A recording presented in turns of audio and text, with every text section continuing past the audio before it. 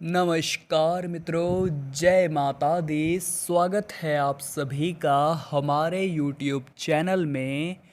तो मिथुन राशि वालों, 21 जून 2023 का दिन बड़ा ही शानदार रहेगा, लेकिन थोड़े बदलाव होंगे जो हैरान करने वाले होंगे। ग्रह गोचर के आधार पर पूरी वीडियो बनाई गई है, इसे आप हल्के में मत लीजिएगा, क्योंकि तृतीया तिथि है, पुष्य नक्षत्र है जो कि नक्षत्रों का राजा कहा जाता है। चंद्रमा की स्थिति कर्क राशि पर बनी हुई है, लेकिन सूर्य आपकी खुद की मिथुन राशि पर आ चुके हैं। तो व्यापार के लिए, नौकरी के लिए, स्वास्थ्य के लिए, परिवार के लिए, विद्यार्थियों के लिए, बेरोजगारों के लिए क्या असर देखने को मिलेगा। और सबसे बड़ी बात यह है कि ये असर सकारात्मक होगा या नकारात्मक, पूरी जानकारी सावधानी और उपाय के साथ वीडियो में देने वाले हैं। थोड़ा समय निकालिए और वीडियो को एंड तक देखिए। सबसे पहले भोले बाबा के सच्चे भक्त वीडियो को लाइक करें, कमेंट बॉक्स में हर हर महादेव लिखे, आपके सारे बिगड़े काम बनेंगे। आने वाले अगले जो 5 से 7 दिन ये रहने वाले हैं, ये थोड़े मुश्किलों से भरे हैं। ऐसा हम क्यों कह रहे हैं? क्योंकि जितने भी नकारात्मक ग्रह हैं वो पूरी तरह से आपके पीछे पड़े हुए हैं। साथ ही साथ मंगल ग्रह का भी कुछ अशुभ प्रभाव आपकी कुंडली पर देखा जा रहा है। क्या सावधानी बरतनी है, जरा गौर फरमाइएगा। कोशिश करनी है आपके मुंह से अपशब्द न निकले।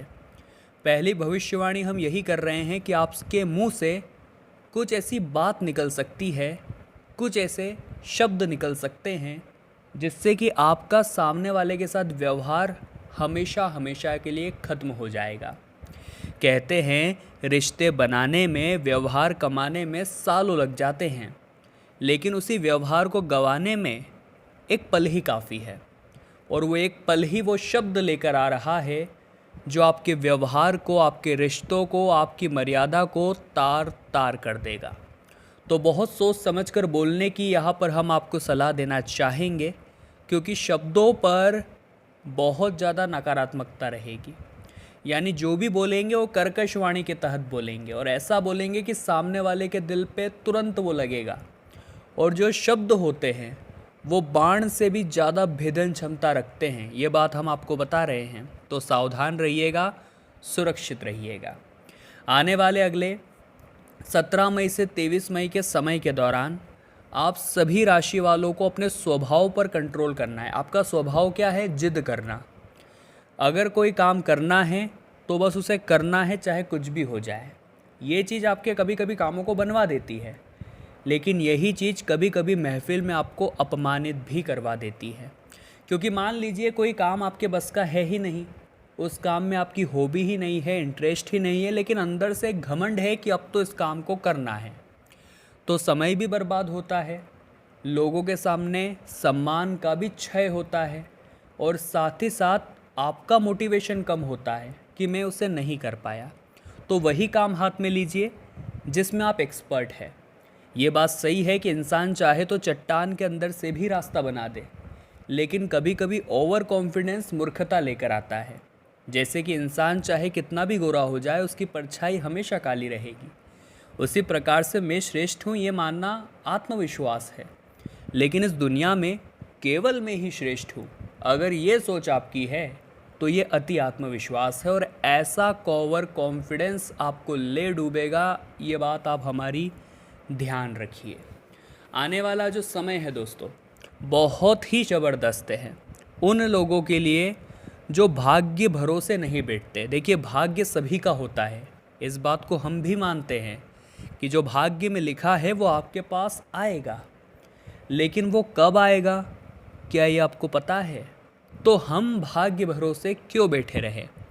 मान लीजिए आपके भाग्य में ही ऐसा लिखा हो कि मेहनत करने से आएगा, तो और आप तो भाग्य भरोसे बैठे थे, मेहनत कर ही नहीं रहे थे। तो ज़िंदगी में हर चीज़ को अपने अनुसार चलाने की कोशिश करनी चाहिए, अपनी सोच के अनुसार चलाने की कोशिश करनी चाहिए। शास्त्रों में, वास्तु में लिखी गई सारी बातें सत्य है, लेकिन भाग्य भरोसे बैठना असत्य है। आगे वीडियो में बताएंगे बहुत ज़रूरी सावधानियाँ, और अंत में देंगे आपको 2 बड़े ही शानदार उपाय। थोड़ा सा समय निकालें और हमारी आज की इस वीडियो को आप अंत तक ज़रूर देखें।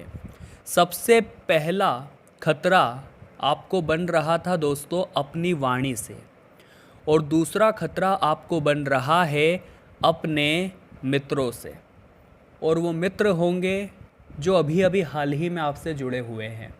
बचपन के मित्र आपके परम मित्र हैं, लेकिन जो मित्र अभी हाल ही में आपसे जुड़े हैं, चाहे वो स्कूल में जुड़े हो, चाहे वो कॉलेज में जुड़े हो, ऑफिस क्षेत्र में जुड़े हुए हो, उनसे आपको धोखा मिलने की संभावनाएं बन रही है। वो आपकी खुशियों की धज्जियां उड़ाकर रख देंगे, इतना आप ध्यान रखिएगा।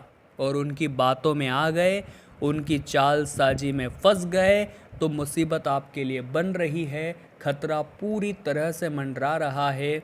ग्रहों का ऐसा दोष आज से पहले नहीं देखा जो आपके मित्रों के कपट के कारण आपकी कुंडली में बन रहा है। तो सावधान रहे, सतर्क रहे। आने वाला जो समय है कुछ खुशखबरियाँ भी लेकर आ रहा है, चिंता करने की बात नहीं है।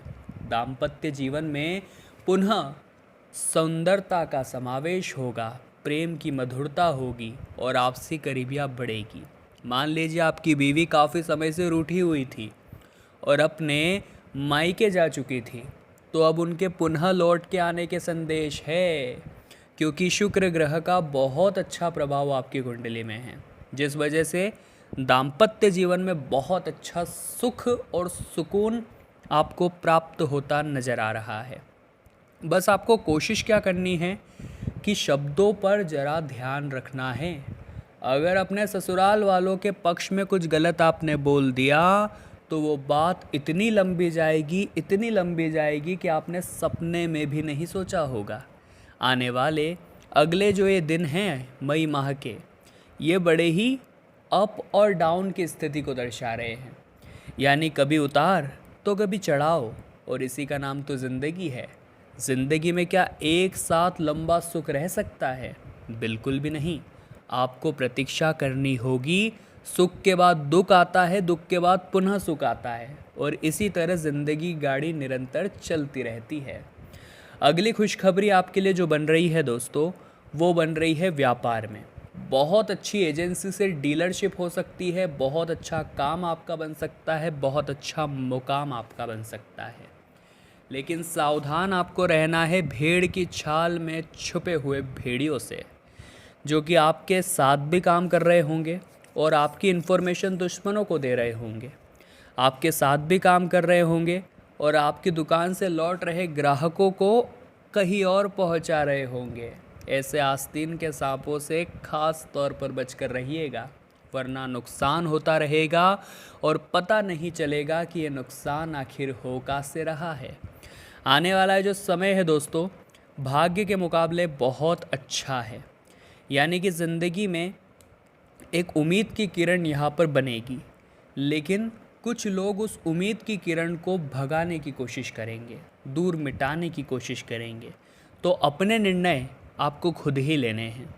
चार जनों को अपनी ज़िंदगी में दखल अंदाजी नहीं करने देना है, क्योंकि जो होगा भगवान की मर्ज़ी से होगा, जो होगा आपके अच्छे के लिए होगा, और जो हो रहा है वो भगवान के नियमानुसार, भगवान के प्लान के हिसाब से हो रहा है।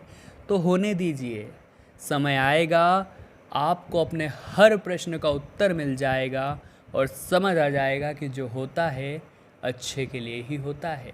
अब दो उपाय हम आपको बताने जा रहे हैं, ज़रा गौर फरमाइएगा, क्योंकि ये दोनों ही उपाय आपके बहुत काम आएंगे और आपकी फूटी से फूटी किस्मत को भी चमकाएंगे। सबसे पहला उपाय दोस्तों हम आपको बताने जा रहे हैं गुरुवार के लिए। गुरुवार के दिन आपको एक दक्षिणावर्ती शंख लेना है। कई पंडित, कई ज्योतिषी हमें ये सलाह देते हैं कि हमें घर में दक्षिणावर्ती शंख जरूर रखना चाहिए। अगर आपके घर में भी है तो बहुत सौभाग्य की बात है, नहीं है तो आप लेकर आइए, उसमें जल भरिए और गुरुवार या शुक्रवार किसी भी दिन भगवान विष्णु का उससे अभिषेक करिए। दक्षिणावर्ती शंख में जल भरकर भगवान विष्णु का अभिषेक करना है। तो मिथुन राशि वालों, हम दिल से आशा यही करते हैं कि वीडियो को आपने अभी तक लाइक कर दिया होगा, कमेंट बॉक्स में जय माता दी लिख दिया होगा, हमारे चैनल को सब्सक्राइब नहीं किया तो देर किस बात की, बेल आइकन को भी प्रेस करें। बहुत बहुत धन्यवाद।